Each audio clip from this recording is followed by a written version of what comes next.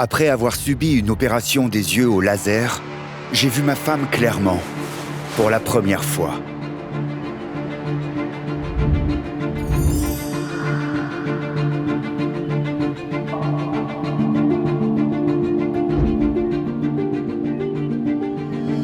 Et j'ai immédiatement décidé de la quitter.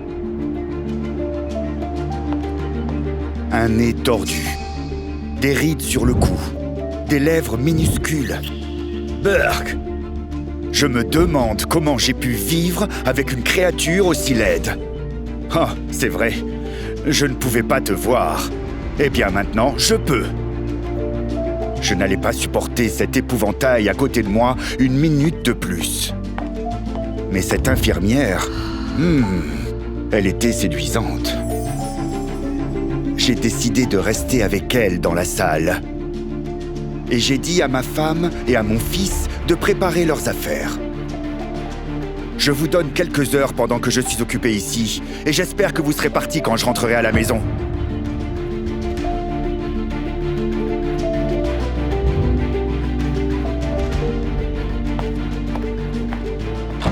Je ne suis pas rentré à la maison de très bonne humeur.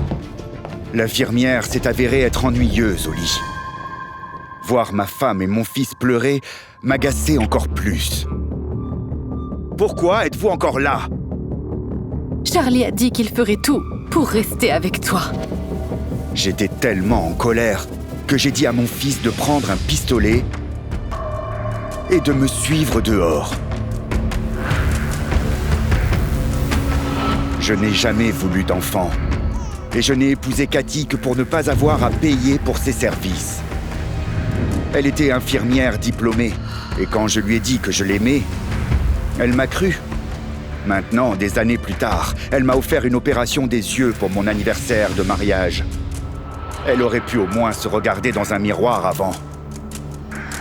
Ma femme et mon fils pensaient me connaître, mais ils avaient tort. J'ai fait semblant d'être une bonne personne pendant très longtemps, à tel point que je trompais les gens et les animaux. Il était temps de présenter mon vrai moi au monde. Pendant que j'étais aveugle, je nourrissais les cerfs en espérant qu'un jour, je serais capable de les viser avec mon arme. Ce jour était enfin arrivé. Tire. Enfin, je faisais quelque chose qui me plaisait. Tire, si tu veux rester avec moi. Je n'ai pas besoin d'un fils pleurnichard. David était comme sa mère, fragile et doux. Je savais qu'il ne tirerait pas.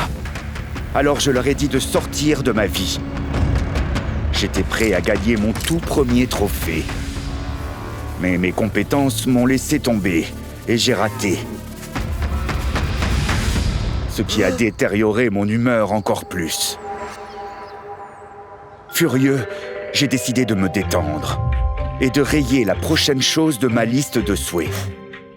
Et les voici, les jumelles de mon fantasme. Une demi-heure plus tard, les filles étaient devant ma maison. J'étais seul à la maison. Cathy et Charlie ont été effrayés par mon vrai moi et sont partis en vitesse. J'avais hâte de passer la meilleure nuit de ma vie.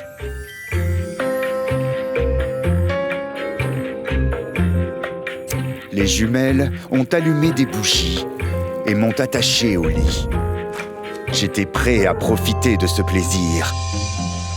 Cependant, elles ont immédiatement commencé à fouiller dans la maison, à la recherche d'argent et de bijoux. Les call girls se sont avérées être des voleuses rusées. Il n'y avait aucune raison de crier à l'aide, car la maison était au milieu de nulle part. Il n'y avait que moi et le cerf. Donc, j'ai dû me débrouiller tout seul. Pourtant, je n'ai pas pu les empêcher de me voler. Les voleuses étaient bien préparées. Et quand elles m'ont vu, elles m'ont aspergé de spray au poivre. Je n'avais jamais eu aussi mal aux yeux. Il me brûlait. En tâtonnant, j'ai utilisé mon téléphone portable pour appeler Cathy à l'aide. Malheureusement, ma femme était partie si vite qu'elle avait oublié son téléphone à la maison. J'ai alors appelé la police pour signaler le cambriolage. Mais les secours sont arrivés un peu trop tard. Les voleuses avaient réussi à s'enfuir et ma vue était très fortement endommagée par le spray au poivre. Le médecin m'a annoncé que j'avais perdu la vue une seconde fois. J'ai demandé que Cathy en soit informée, car j'étais sûr qu'elle reviendrait. Et je n'avais pas tort. Elle est venue, mais seulement pour me remettre les papiers du divorce. Elle m'a dit que nous ne nous reverrions plus jamais, au sens propre comme au sens figuré. Maintenant, je comprends pourquoi Dieu ne donne pas la vue à tout le monde. Certaines personnes apportent simplement trop de mal dans ce monde. Rappelez-vous que le mal fait par l'homme le punit souvent.